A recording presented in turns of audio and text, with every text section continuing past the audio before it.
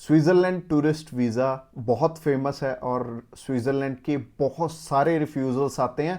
Refusals के पीछे क्या क्या कारण होते हैं, इसके बारे में आज की वीडियो में हम डिस्कशन करने वाले हैं।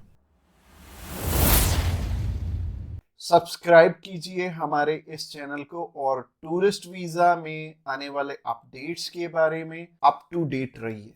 तो जहां तक बात की जाए आज के टाइम में रिफ्यूज़ल्स की, रिफ्यूज़ल रेट बहुत ज़्यादा पीक पे हैं और जैसे कि मैंने बताया 4 बारी अप्लाई करके 5 बारी अप्लाई करके भी लोग बैठे हैं जिनको कि समझ में नहीं आ रहा कि उनका रिफ्यूज़ क्यों हुआ है। तो सबसे बड़ी इसमें दिक्कत होती है रिक्वायरमेंट्स की। एक एम्बेसी की जो रिक्वायरमेंट है ना, वो ना तो आपको किसी साइट से मिलेगी और ना ही इसमें इलेबोरेट आपको एम्बेसी करेगी। चाहे उन्हें खुद फोन लगा लेना, चाहे आप वीएफएस को फोन लगा लेना, वो भी आपकी हेल्प नहीं करेंगे। और तीसरी चीज आती है यहाँ पे कंसल्टेंट्स। बहुत सारे कंसल्टेंट्स हैं, बहुत कुछ जानते होते हैं, वो आपको इसलिए नहीं बताते क्योंकि उस काम को करने में हो सकता है 2 मंथ या 3 मंथ या फिर 6 मंथ का टाइम जाए। तो मेनली बात यही है कि जब भी हमने टूरिस्ट वीज़ा अप्लाई करना है, हम ध्यान से देख लें कि हमारी रिक्वायरमेंट पूरी हो रही है और किसी अच्छे कंसल्टेंट के थ्रू ही अप्लाई करना। मैं तो एक चीज़ बोलता हूं कि बड़े नाम के पीछे तो कभी मत जाना। देखो, अभी कोई बड़ा नाम है तो उन्हें कोई फर्क नहीं पड़ता कि आपका वीज़ा आए चाहे आपका रिफ्यूज़ हो। बट हाँ, जैसे हमारे जैसी कंपनीज हैं जो कि अप्लाई करने का भी खर्चा बहुत कम लेते हैं और इसके बाद भी आपको पूरी पूरी सपोर्ट करते हैं हर एक फील्ड में, हर एक चीज में आपकी डॉक्यूमेंटेशन बहुत अच्छे से बनाते हैं। क्योंकि जितने नॉमिनल कॉस्टिंग हम लेके चल रहे हैं ना, अगर आपका वीजा आएगा तभी हमारा बेनिफिट है। अगर आपका वीजा आएगा, आप 10 रेफरेंस हमें दोगे तभी हमारा बेनिफिट है, अदरवाइज हमारा कोई बेनिफिट नहीं है। जो पर्सन आपसे ऑलरेडी 25,000 50,000 रुपए एडवांस में ले रहा है, उन्हें आपकी प्रोफाइल से कोई मतलब नहीं है। अच्छा, दूसरी तरह के कंसल्टेंट ये हैं कि जो हायर साइड पे 20-25 हजार रुपए आपसे पहले भी लेते हैं और 10 लाख रुपए बाद में भी लेंगे।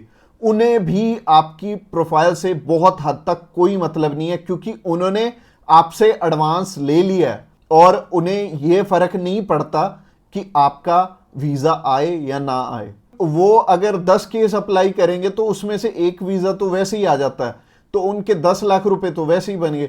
तो उन्होंने आपकी टेंशन क्यों लेनी है? तो सिंपल सी बात है, मैंने आपको अपना मोटिव बता दिया है कि हम रिक्वायरमेंट आपकी अच्छे से क्यों फुलफिल करवाते हैं जब भी आपने टूरिस्ट वीजा अप्लाई करना होता है।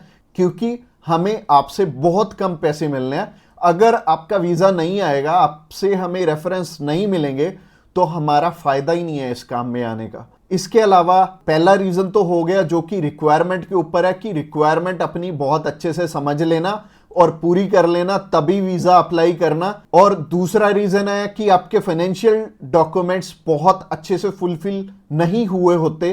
तो फाइनेंशियल डॉक्यूमेंट्स अगर अच्छे से पूरे नहीं होंगे तो एम्बेसी आपको वीजा, आप ही बताइए, कैसे देगी? उन्हें एक प्रॉपर प्रोफाइल चाहिए, उन्हें ऐसी प्रोफाइल चाहिए कि स्टेप बाय स्टेप आपके सारे डॉक्यूमेंट्स आपस में मैच कर रहे होने चाहिए। जैसे कि आपका जो ऑक्यूपेशन है, वहां से आपकी कितनी मंथली इनकम आ रही है और क्या वो उसी प्रोफेशन से इनकम आ रही है आपकी, और आपके फाइनेंशियल्स आपस में मैच कर रहे होने चाहिए, तभी आपका वीजा लगेगा। तो अगर आपको नहीं पता है कि आपके फाइनेंशियल मैच कर रहे हैं या नहीं कर रहे, तो आप क्या कर सकते हैं? आप अभी हमें कॉल कर सकते हैं, आप जान सकते हैं कि आपके फाइनेंशियल अच्छे से मीट कैसे होंगे। और कॉल तो आप इस वीडियो के एंड में ही हमें करना, क्योंकि आगे जो रीजन है वो भी बहुत स्ट्रॉन्ग रीजन है कि आपका वीजा इन इन कारणों से भी हो सकता है। प्रोफाइल का तो मैंने आपको बता दिया कि आप हमें कॉल कर लेना। इसके अलावा जो तीसरा सबसे बड़ा रीजन है वो है कि आपके यहां पे इंडिया में टाई स्ट्रॉन्ग ना होने, यानी कि इंडिया में आपका कोई ऐसा रीजन नहीं है कि आप वापस लौट के आओ। जैसे कि मैरिड है अगर कोई, तो उनकी वाइफ उनका रीजन बनती है वापस आने का, और अगर कोई अनमैरिड है उसको थोड़ी सी प्रॉब्लम ही आती है। बट इसका भी सोल्यूशन है कि आप बेटर है, अगर आप 20-21 साल के हो, 22 साल के हो, तो बाहर जाने के लिए मैरिज तो करोगे नहीं, तो कर क्या सकते हो आप अपनी मम्मी या फिर अपने पापा में से किसी एक जने को अपने साथ में अप्लाई करवा लो। इससे क्या होगा कि अगर मम्मी आपके साथ जा रही हैं, आपका नहीं है वापस आने का स्ट्रॉन्ग रीजन, बट उनका बन गया, तो उनके चक्कर में आपका भी वीजा आ जाने वाला है। तो आप कर कह सकते हो या फिर मम्मी या फिर पापा को अपने साथ में अप्लाई करवा लो, तो ज्यादा अच्छा रहेगा, आपका भी टाई स्ट्रॉन्ग हो जाएगा। तो तीसरा रीजन हो गया। रीजन नंबर 4 की तरफ बढ़ते हैं। और जो चौथा रीजन है वो ये रीजन है कि आप यहां पे घूमने के लिए जा रहे हो, आपका पर्पस मैटर करता है। जब आप कवरिंग लेटर बना रहे हो तो कवरिंग लेटर ये तो आपके हाथ में नहीं है, ये तो आपके कंसल्टेंट के हाथ में है कि आपका पर्पस बहुत ज्यादा स्ट्रांग होना चाहिए, तभी आपको एक कंट्री वीजा देगी। और वीजा उन्हीं को मिलेगा, लाखों लोग अप्लाई करते हैं जिनका की एक पर्पस होगा, जिनका एक कारण होगा बाहर जाने का। वीजा सिर्फ उन्हें ही मिलने वाला है जिनका एक रीजन बहुत ज्यादा स्ट्रांग होगा। तो रीजन बहुत ज्यादा आपका स्ट्रांग बनाएंगे अगर आप हमारे थ्रू अप्लाई करेंगे। तो ये चौथा कारण था आपका वीजा रिफ्यूज होने का। और ये 4 कारण ही हैं जो सबसे बड़े रिफ्यूजल के आपके चांसेस बनते हैं। जिन कारणों के पीछे ये चारों चीजें अपनी ठीक कर लो, और जैसे मैंने पर्पस में बताया, पर्पस आपका बहुत ज्यादा स्ट्रांग हो जाएगा अगर आप हमारे थ्रू अप्लाई करेंगे। तो अगर आप हमारे थ्रू अप्लाई करना चाहते हैं, आप जानकारी लेना चाहते हैं कि आपके रिक्वायरमेंट पूरी है, क्या आपके फैमिली टाइज स्ट्रांग है, तो आप अभी हमें कॉल करके पता कर सकते हैं कि क्या आपकी रिक्वायरमेंट अच्छे से पूरी है, क्या आपके फाइनेंशियल डॉक्यूमेंट जो कि सबसे ज्यादा इंपॉर्टेंट है आपस में मैच कर रहे हैं। इसके अलावा जो तीसरा कारण था वो था आपके फैमिली टाइज कितने स्ट्रांग है। इसके अलावा चौथा कारण है कि आपका पर्पस हम कितना स्ट्रांगली लगाएंगे। इसके ऊपर आपका वीजा डिपेंड करेगा। और वीजा चाहे आप फर्स्ट टाइम अप्लाई कर रहे हो, चाहे ऑलरेडी आपके एक रिफ्यूजल है, 2 है, 3 है, 4 है, जितनी मर्जी आपकी रिफ्यूजल्स हैं, मैटर नहीं करती। हमारे पास बहुत सारे लोग आते हैं, एक पर्सन का हमने अप्लाई करके दिया था और उनका टोटल 12 बार रिफ्यूज था, 13th टाइम उनका वीजा आया था। और मोस्टली लोग 1 बारी, 2 बारी, 3 बारी, तो बहुत सारे लोग रिफ्यूज होते हैं। कई लोग तो 4-4, 5-5, 6-6 बार रिफ्यूज होते हैं। इवन उन्हें ये नहीं पता लगता कि हम करें तो करें क्या। वीजा तो हमें लेना है, और लेना भी बिल्कुल सही मायने में है, एक्स्ट्रा पैसे देके नहीं लेना, एक बिल्कुल नॉमिनल चार्जेस में ही अप्लाई करवाना है किसी से।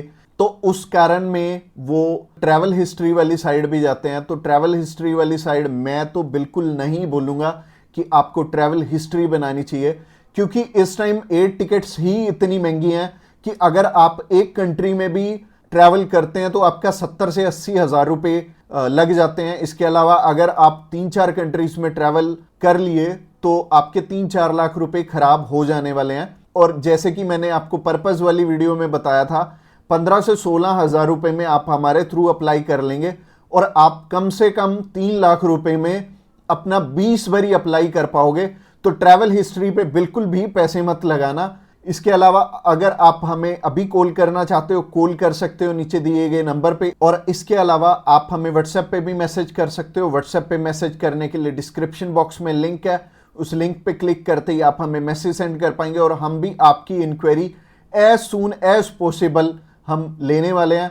और हमारी टीम्स ऑफ एक्सपर्ट्स हमेशा रेडी है और वो सारे टीम मेंबर्स को पर्सनली मैंने ही ट्रेंड किया हुआ है और आपकी हर एक ज़रूरत को वो समझेंगे और फिर उसी अकॉर्डिंग आपको गाइड करेंगे। और आपको बिल्कुल भी टेंशन नहीं लेनी, जब भी आपने वीज़ा अप्लाई करना है आप हमारे थ्रू ईजिली कर सकते हैं। अगली वीडियो हमारी सी टाइप के वीज़ा के ऊपर रहने वाली है कि सी कैटेगरी में बहुत सारे हमारे पास ऑप्शन होते हैं अलग अलग, जिनके थ्रू की वीज़ा अप्लाई करने में हमारा पर्पस बहुत स्ट्रॉन्ग हो जाता है। तो सी टाइप में जैसे कि बिजनेस वीज़ा हो गया, स्पोर्ट्स वीज़ा हो गया, कल्चर वीज़ा हो गया, मेडिकल वीज़ा हो गया, तो ये सारे वीज़ा के बारे में हम बात करने वाले हैं, जो कि हमारी नेक्स्ट वीडियो रहने वाली है। तो आपने क्या करना है, हमारी नेक्स्ट वीडियो को भी जरूर ध्यान से देखना। Thanks a lot for watching this video till the end, और मिलते हैं किसी बढ़िया सी वीडियो में नेक्स्ट टाइम।